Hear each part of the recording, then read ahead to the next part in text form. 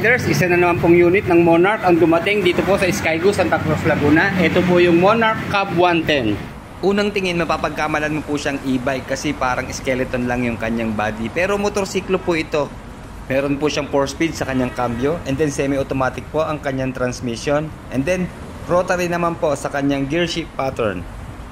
Pasensya na po dun sa nagre-request na ma-review natin yung Monarch Axis 125. Wala pa po, iniintay-intay lang natin. So pansamantala, unahin po natin itong Monarch Cub 110cc.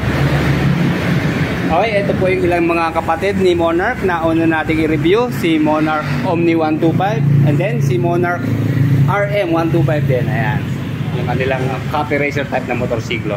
Okay, dito na tayo kay Monarch Cub 110. Unang-una po sa kanyang lighting system. Mapapansin nyo dun sa kanyang headlight, ito medyo may pagka-classic siya, di ba? Round shape kanyang headlight na meron na rin po siyang projector lamp na ilaw. So LED po siya hanggang dito po sa kanyang DRL, naka-LED na. Pero nakabal po yung kanyang mga turning signals at medyo flexible din naman po. Pero okay lang kahit wala siyang support na andito naman siya sa level ng handlebar, so hindi siya basta-basta madadanggi. Nga pala mga ka-riders, dalawang kulay lang po ang available dito sa Cub 110. Ito nga pong cyan blue at saka yung isa pa po, yung steel gray. Alam nyo, tamang-tamang pan-service po to para sa pamilya, pang araw-araw, lalo na pagpunta sa palengke, sa school. Ayan, makikita nyo naman, meron siyang carrier dito sa harap. Magagamit pa rin natin na kargahan ng kung anong gamit natin. Pwede bag ng bata, kahit bigas, mga pinamalengke natin, basta meron lang tayong tali. Ayan, ayos na yan dyan sa harap. Iniisip ko kung sino ang kamukha niya. Sa mga motorsiklo po wala. Siguro po sa e-bike meron, pero hindi na issue ang panggagaya. Alam niyo, importante pa rin makakuha tayo ng murang motorsiklo. Kagaya po nitong Monarch, mura din po magbigay ito ng mga motorsiklo. Okay, meron po siyang telescopic fork na front suspension. At ang maganda po, naka single disc na rin po siya sa kanyang front brake na meron pong dual piston caliper. And then spoke wheels po sa kanyang gulong. Meron pong sukat na 2.5/17 dito sa front. At syempre tube type pa rin po ang gulong na to. And then one-shing tire po ang kanyang brand. Pero pagdating po dito sa kanyang tail light, stop light, saka mga turning signals po dito sa rear, puro bulb po ang ginamit. And then ayan, naka-dual shock absorber na po sa kanyang rear suspension. And then naka-drum po sa kanyang rear brake. And then meron po siyang sukat na 2.75/17 dito po sa kanyang rear tire. And then of course, chain drive po ang kanyang drive light. Kapag gusto nyo talaga makatipid sa pagme-maintain ng motorsiklo, piliin po natin ang Ducati Catena. Wala na po tayong iisipin na CVT, ano pa man fly ball, fan belt, wala na tayong papalitan. Dito, alagaan na po natin sa linis, okay na siya. Okay, ito po yung kanyang gear pedal. 4-speed nga po ang Monarch Cub 110. And then rotary po ang kanyang gear shift pattern. And then medyo maigsi po yung kanyang stock na muffler. Napansin ko parang bullet type ang kanyang size. Ayan, pure black po siya. Then metal po yung kanyang heat guard. And then ito maganda sa isang classic na motorsiklo. Nandito pa rin yung kanyang kickstart. Ganda ng shape ng kanyang kickstart, di ba? And then meron po siyang engine oil capacity na 900 ml.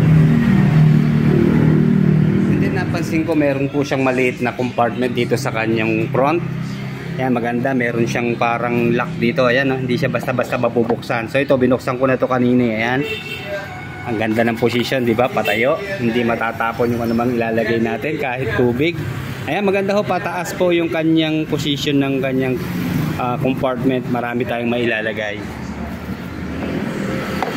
And then dito naman po sa kanyang mga switches and button. Ayan, nakabukod po yung kanyang USB ready na charging port.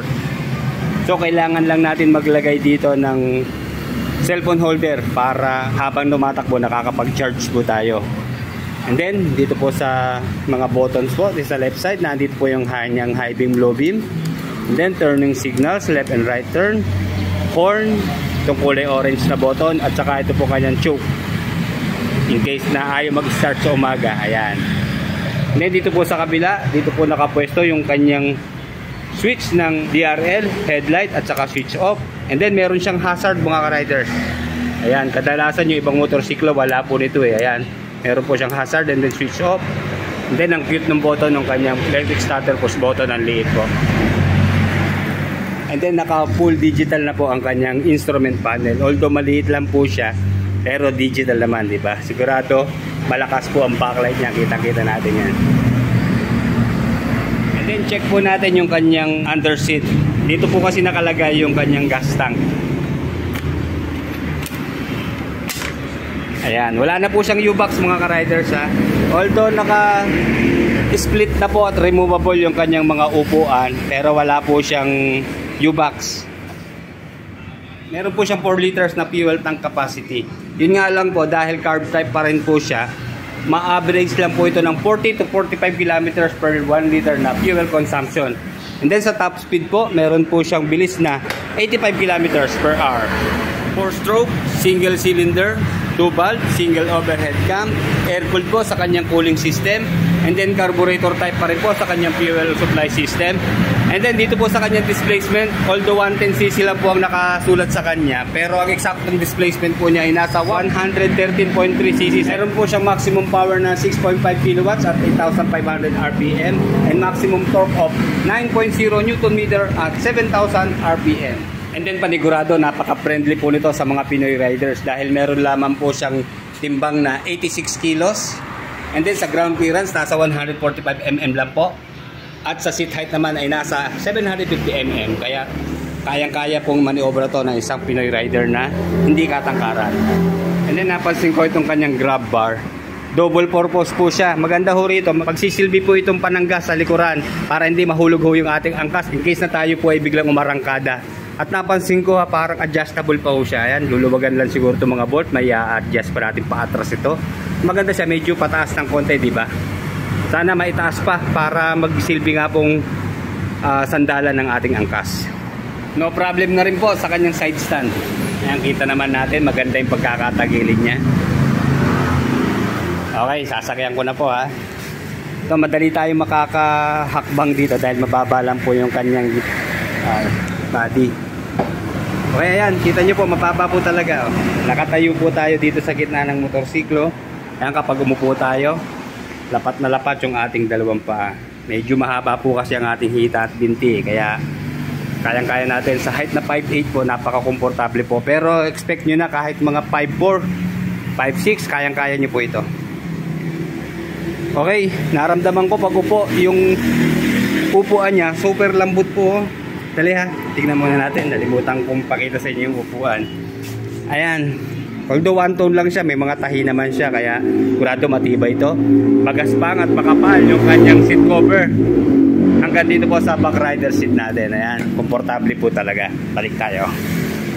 Sa kanya naman pong rear suspension. Okay, super lambot din po. Napaka-komportable po gamitin. Kita naman natin yung kanyang gulong pang off-road na rin. So kahit gamitin natin to sa mga malulubak na kalsada, magagaspang o hindi simentadong mga daan, tamang-tama po ito gamitin. Ayan, no? Ang sarap po i-bounce.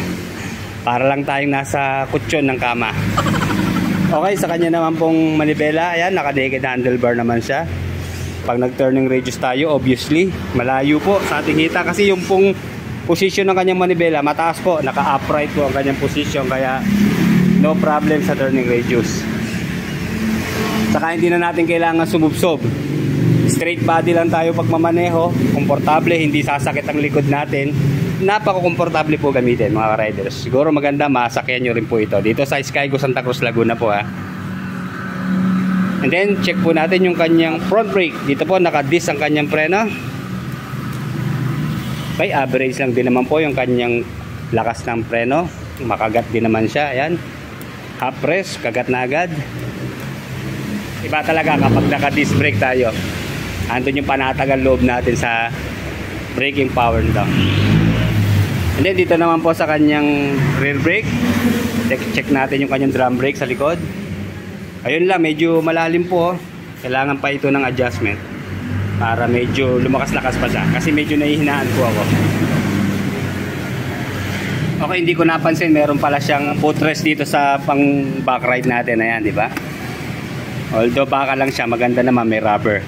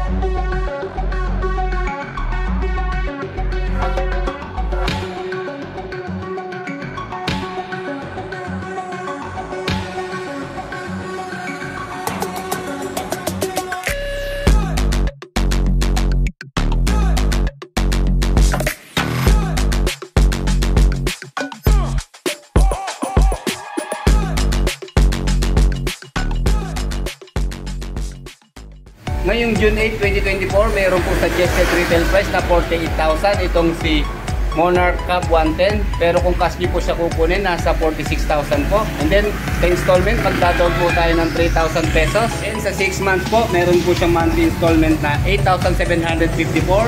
Sa 12 months naman po, 4,704. Sa 18 months, 3,535. And then sa 24 months po, 2,902. And then sa 30 months po, 2,520. At sa 36 months o 3 taon po ay nasa 2,270. Then meron po ho siyang rebate na 200 pesos. So kung kukunin niyo po siya sa 3 taon minus 200, nasa 2,070 lang po ang kanyang monthly installment. Okay, sa mga interesado po, pwede niyo po silang bisitahin dito sa Barangay Callos, Santa Cruz, Laguna. Malapit lang po sa public cemetery. And then kung wala naman po kayong time, pasyalan niyo lang po o bisitahin yung kanilang Facebook account na Skygo Santa Cruz. Okay, like, comment, subscribe sa ating channel. Salamat po.